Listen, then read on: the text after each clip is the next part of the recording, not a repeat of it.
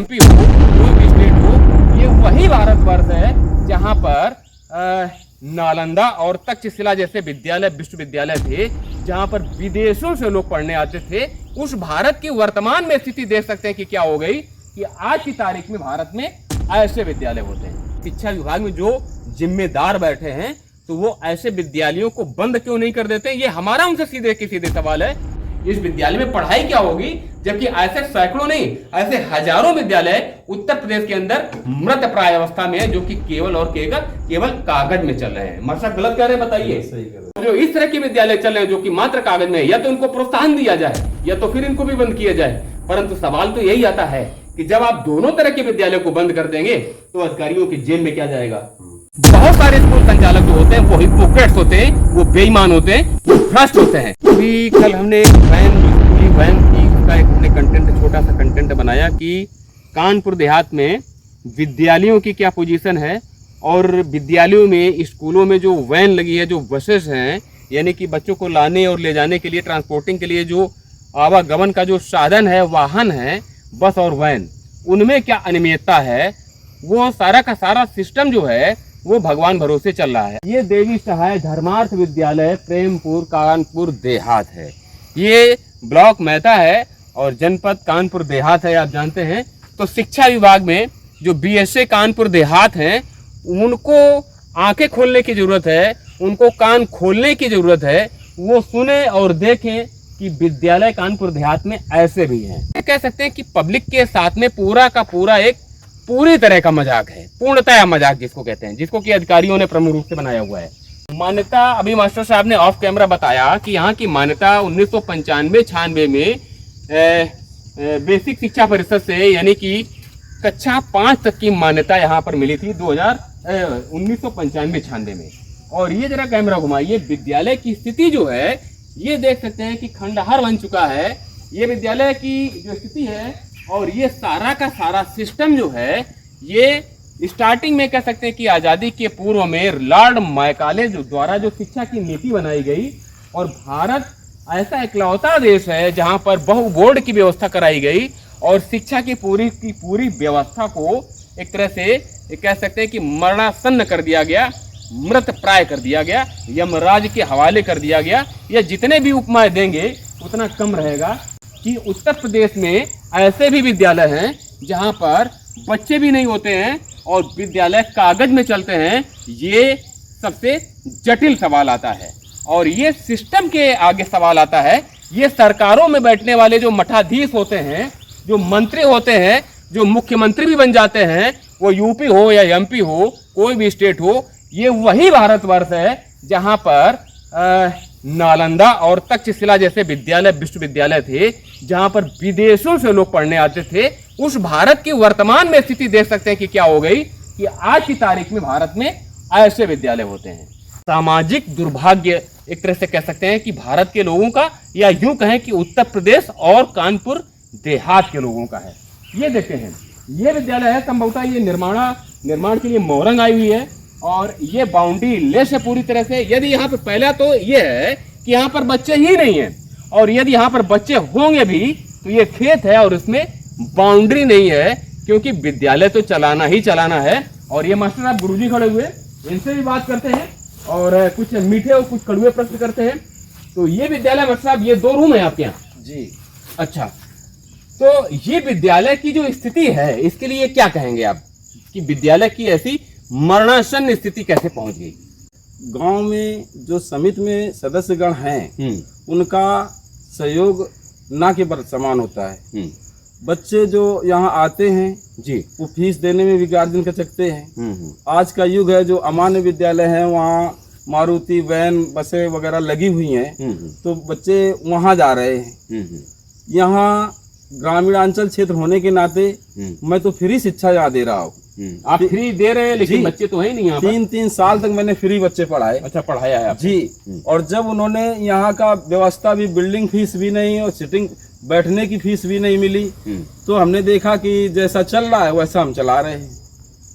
अच्छा, तो आपके विद्यालय में कितने बच्चे हैं? इस समय मेरे विद्यालय में 25 बच्चे हैं। 25 बच्चे हैं जी। और वर्तमान में आइए, ये विद्यालय संचालकों की अगर कमी है भी तो वो सेकेंडरी आती है। पहली कमी तो ये आती है कि शिक्षा विभाग में जो जिम्मेदार बैठे हैं तो वो ऐसे विद्यालयों को बंद क्यों नहीं कर देते। ये हमारा उनसे सीधे के सीधे सवाल है। तो दिखाइए विद्यालय की स्थिति क्या है कि ऐसे बहुत सारे विद्यालय, हमारा ये इंडिविजुअल टच नहीं है कि इस अमुक विद्यालय की बात है। ऐसे कानपुर देहात में, कानपुर देहात के जिलाधिकारी महोदय के लिए है, कानपुर देहात के बीएसएस महोदय के लिए है कि ऐसे कितने विद्यालयों की लिस्ट आपको दिखाएं आकर के या व्यू दिखाएं आकर के। देखिए आकर के ये क्लासरूम है और ये अगर कहे कि ये कौन सी कक्षा है तो ये एक तरह से कह सकते हैं कि ये मास्टर आपके आगे बहुत जटिल प्रश्न नहीं, एक हास्यास्पद स्थिति हो जाएगी जब हमारे अंडरस्टूड में है। तो साहब ने बताया ये हाल में ही बच्चा आया है और इसकी जो स्थिति है वो बहुत ही वीक है और एक अच्छा साथ में पढ़ रहा था जी। ये मास्टर साहब हमें क्षमा कीजिएगा, हम ऑफ कैमरा और ऑन कैमरा दोनों का रूप जो होता है एक ही सा होता है, इसलिए उन चीजों को हम इंक्लूड करते थे कभी कभी। ये कक्षा 7 में बच्चा पढ़ रहा था दूसरे किसी विद्यालय में। मास्टर साहब ने अब अपने विद्यालय में लाए हैं और उसको एजुकेट कर रहे हैं और बता रहे थे कि वो बहुत ही कमजोर बच्चा है। तो हम आप लोगों का समय जाया नहीं करेंगे, इसकी पूछताछ में जाया नहीं करेंगे, क्योंकि हमारा टारगेट इस विद्यालय का नहीं है कि इस विद्यालय में कैसी पढ़ाई हो रही है, इस विद्यालय में पढ़ाई क्या होगी। जबकि ऐसे सैकड़ों नहीं, ऐसे हजारों विद्यालय उत्तर प्रदेश के अंदर मृत प्राय अवस्था में है, जो कि केवल और केवल कागज में चल रहे हैं। मतलब गलत कह रहे हैं, बताइए। आप कक्षा 5 में कितने बच्चों का रजिस्ट्रेशन, 20-25 बच्चों का रजिस्ट्रेशन है जी। तो किस तरह का रजिस्ट्रेशन है जरा कैमरे में बोलिए आप। ये दूसरे विद्यालय के बच्चों का रजिस्ट्रेशन आप कराते हैं और किसी तरह से उनको एजुकेट कराते हैं। जब वो कहीं नहीं हो पाता, उनका सिस्टम बिगड़ जाता है, टीसी गार्जियन मांगते हैं तो वो कहते हैं मास्टर कर लो, तो हम कहते भैया हम नहीं कर पाएंगे। वैसे हम अपने विद्यालय में जितने बच्चे हैं उन्हीं का एनरोलमेंट करना चाहते हैं। हम ये कहना चाहते हैं शिक्षा विभाग को लेकर के कि आप उन बच्चों का रजिस्ट्रेशन करते हैं जो कि ऐसे स्कूल हैं जो कि कागज में उनका कोई अस्तित्व नहीं है जी। कितने बहादुर हैं, हम इनके पैर छुएंगे, हम इनको प्रणाम करते हैं कि ऐसे भी पराक्रमी होते हैं टीचर। इनका स्कूल पूरी तरह से मृत प्राय है, परंतु इतने बहादुर हैं ये कि अपनी बात को शान के साथ में सत्यता के आधार पर कह रहे हैं कि दूसरे बच्चे जो कि जिन विद्यालयों की स्थिति कागज में, यानी कि उनका एक्सिस्टेंस, उनका अस्तित्व कागज में नहीं है, हम गलत तो नहीं कह रहे हैं। उन विद्यालयों के बच्चों को मास्टर साहब का विद्यालय जो है उसका अस्तित्व कुछ नहीं है, परंतु कागज में अस्तित्व है। हमें राइट जी। तो इस विद्यालय का अस्तित्व कागज में है और उन विद्यालयों का, जिन विद्यालयों का अस्तित्व जो है वो कागज में नहीं है, वैसे स्ट्रक्चर खड़ा हुआ है। ऐसे विद्यालयों के बच्चों को एजुकेट करते हैं, उनका कागज मेंटेन करते हैं, यानी कि उनका रजिस्ट्रेशन मास्टर साहब अपने विद्यालय में कराते हैं। तो ये विडंबना। शिक्षा विभाग के जो अधिकारी बीएसए कानपुर देहात हैं, उनको कितने विद्यालयों की ऐसी लिस्ट चाहिए। ये मास्टर साहब खुद स्कूल संचालक हैं और वो बता रहे हैं कि ऐसे बहुत सारे विद्यालय, आप मानते हैं ना, कि जिनका अस्तित्व कागज में नहीं है, यानी कि उनकी मान्यता नहीं है, परंतु वहां बच्चे जा रहे हैं और पढ़ रहे हैं, वो दिखने में लगता है। उनका रजिस्ट्रेशन ऐसे विद्यालयों में जो कि कागज में मान्यता है, ऐसे विद्यालयों में होता है। तो पहला तो शिक्षा विभाग के लिए ये आता है कि उन विद्यालयों को भी बंद किया जाए और जो इस तरह के विद्यालय चल रहे हैं जो कि मात्र कागज में है, या तो उनको प्रोत्साहन दिया जाए या तो फिर इनको भी बंद किया जाए। परंतु सवाल तो यही आता है कि जब आप दोनों तरह के विद्यालय को बंद कर देंगे तो अधिकारियों की जेल में क्या जाएगा।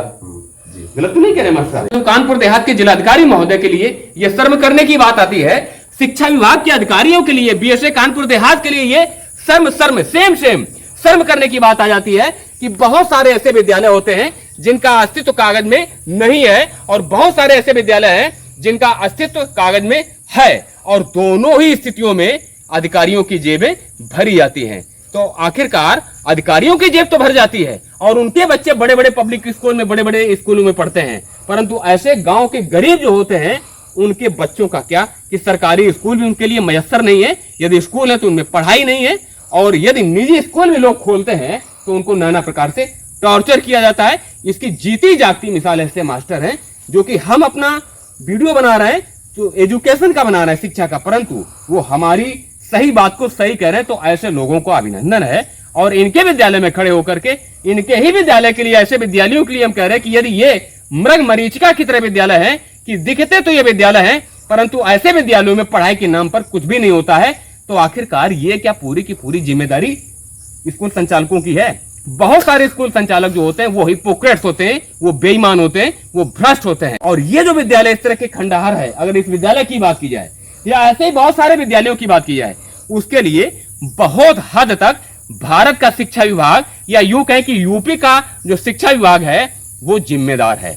रजिस्ट्रार ऑफिस में जो बैठे हुए हिपोक्रेट्स हैं, जो नाना प्रकार के फलाने जी और ढिमाके जी होते हैं, उनके लिए क्या कहें कि उनको तो लगता है कि वर्तमान में वो यमराज के यहां से भेजे गए राक्षस की तरह होते हैं, जो ऐसे विद्यालयों के रजिस्ट्रेशन के दौरान वो ऐसे संचालकों से पैसे की उगाही करते हैं। तो आज नहीं कल उनको भी पनिश होना पड़ेगा, उनकी भी पीढ़ियां ऐसे ही मृत प्राय हो जाएंगी जो कि पैसा लेते हैं। तो आप लोग ऐसे संचालकों के बारे में क्या विचार करते हैं, जो ईमानदार भी बहुत सारे विद्यालयों के जो संचालक ईमानदार होते हैं, और बहुत सारे विद्यालयों के संचालक ऐसे होते हैं कि वो कागज पे ही चलते हैं और एक नंबर की वो बेईमान होते हैं। तो यूपी की शिक्षा व्यवस्था के बारे में आप लोग क्या विचार करते हैं, अवश्य लिखिएगा। और ऐसे विद्यालयों के बारे में और नौनिहालों के बारे में आप लोग क्या विचार करते हैं, अवश्य लिखिए। और इसी के साथ में देखते रहिए अविनाश वाजपेयी ऑफिशियल। जय हिंद।